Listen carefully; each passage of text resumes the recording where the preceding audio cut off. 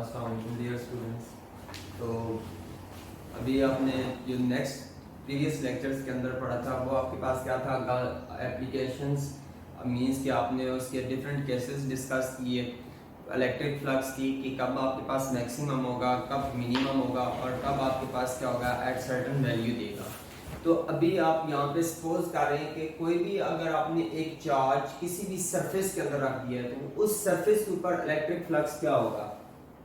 Okay तो अब topic है आपके पास flux through a surface enclosing a charge. Means कि कोई भी एक आपने सरफेस ली, वहां पे आपने उसको क्या कर दिया, चार्ज उसके अंदर प्लेस किया और आपने कहा कि यहाँ पे अब आपने क्या करना है, इलेक्ट्रिक फ्लक्स की वैल्यू फाइंड आउट करनी है। आप सपोज करते हैं कि लेट अस कंसीडर आपने एक स्फेरिकल शेप की आपने एक सरफेस ली, उस सरफेस के सेंटर के ऊपर आपने क्या किया, एक पॉइंट चार्ज को प्लेस करवाया। पॉइंट चार्ज अब आपने प्लेस करवा दिया।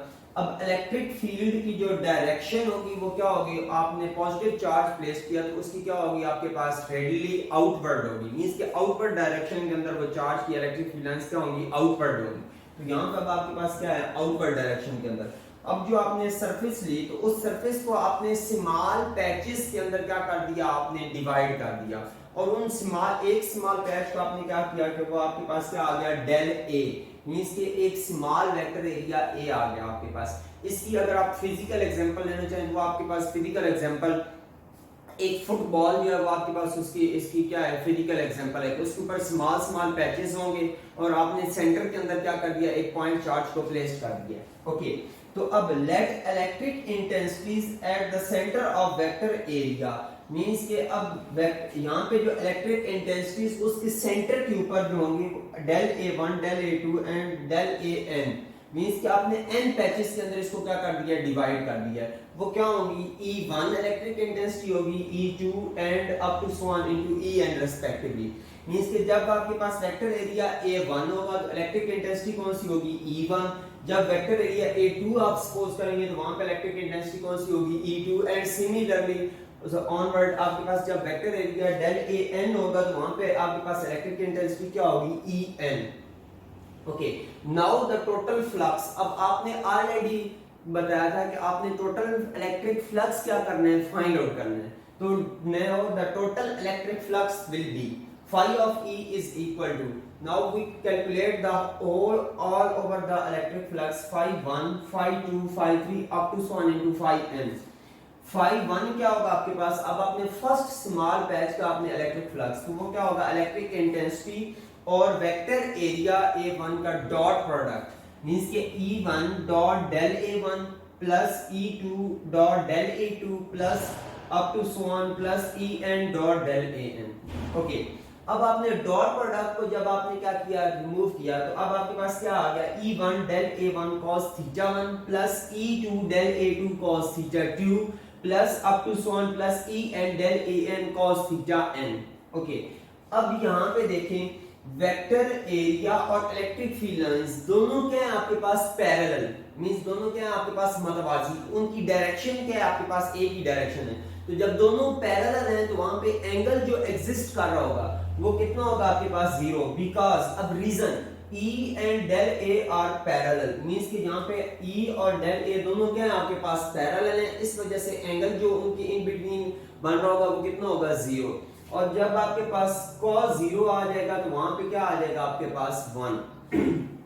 Okay now E is equal to E1 plus E2 plus up to so on plus En। Means के इलेक्ट्रिक इंटेंसिटीज का जो मैग्नीट्यूड होगा वो क्या होगा, सेम। Why? अब यहाँ पे क्वेश्चन ये राइज होता है कि why magnitude of electric intensity will be same in enclosing a charge surface. कि एक चार्ज सरफेस जो होगी उसको इनक्लोज करा होगा तो वहां पे इलेक्ट्रिक इंटेंसिटीज के जो मैग्नीट्यूड होगा वो सेम क्यों होगा, because they are equidistance from centre of sphere. क्योंकि ये सेंटर ऑफ स्फीयर से क्या होंगी, इक्वी डिस्टेंस होंगे। मींस कि उनका डिस्टेंस क्या होगा, इक्वल होगा। इस वजह से जो मैग्नीट्यूड ऑफ इलेक्ट्रिक इंटेंसिटी होगा वो भी क्या होगा आपके पास, सेम होगा। मींस के हर एक पैच के ऊपर जो इलेक्ट्रिक इंटेंसिटी की वैल्यू आ रही होगी वो आपके पास सेम आ रही होगी। So phi of E is equal to E into del A1 plus del A2 plus up to so on plus del AN।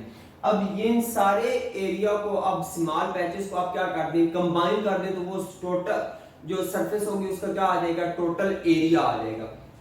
Okay तो ये क्या आ जाएगा, phi of E is equal to E into total area, and total area of the spherical surface, ये आपने maths के अंदर भी पढ़ा हुआ है, वो क्या होगा आपके पास 4 पाई आर स्क्वायर, मींस कि E is into 4 pi R square as E is equal to, अब E की वैल्यू आपने क्या करनी होगी, फाइंड आउट करनी होगी। E की वैल्यू क्या होगी, E is equal to F over Q, F over Q, तो F क्या होगा, K Coulomb's force, K Q1 Q2 over R square. Okay अब जब जैसे ही आप पुट करेंगे तो वहां पे क्या आ जाएगा, E is equal to 1 over 4 pi epsilon naught Q से क्या हो जाएगा कैंसिल, और साथ क्या आ जाएगा Q ओवर R स्क्वायर।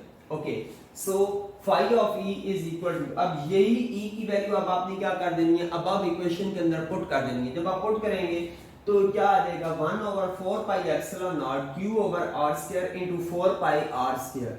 अब 4 पाई से क्या हो जाएगा कैंसिल, आर स्क्वायर से क्या हो जाएगा कैंसिल, तो रिमेनिंग क्या रह जाएगा, phi of E is equal to Q over epsilon not.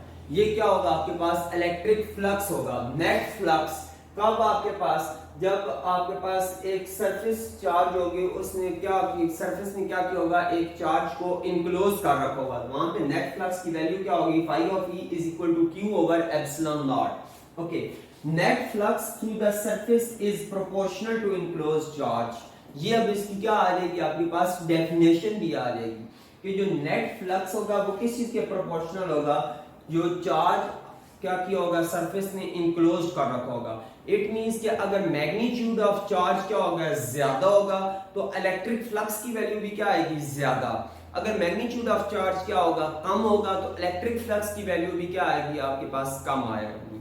उसके बाद कुछ ऐसे जनरल से शॉर्ट क्वेश्चन या एमसीक्यूज की रिस्पेक्ट से, कि अगर इस सरफेस के अंदर सेम ही पॉइंट 2 पॉइंट चार्जेस हो, मींस के पॉजिटिव चार्ज भी हो और नेगेटिव चार्ज भी हो, तो वहां पे आपके पास इलेक्ट्रिक फ्लक्स की वैल्यू क्या होगी, तो वो इलेक्ट्रिक फ्लक्स की जो वैल्यू होगी वो क्या होगी आपके पास, जीरो होगी। उसके बाद होगा कि ये it is independent of shape, means के सरफेस की शेप के ऊपर ये क्या कर होता है, डिपेंड नहीं कर होता। आइदर ये इलिप्टिकल हो सकती है, आपके पास स्फेरिकल हो सकती है, या सर्कुलर हो सकती है, कोई किसी भी शेप की हो सकती है, मींस के ये शेप के ऊपर भी डिपेंड नहीं कर रहा। और उसके बाद आपके पास अगर दो चार्जेस इसके सेंटर के ऊपर क्या कर दिए जाए, प्लेस्ड कर दिए जाए, तो जो नेट फ्लक्स की वैल्यू होगी वो क्या होगी आपके पास, जीरो होगी।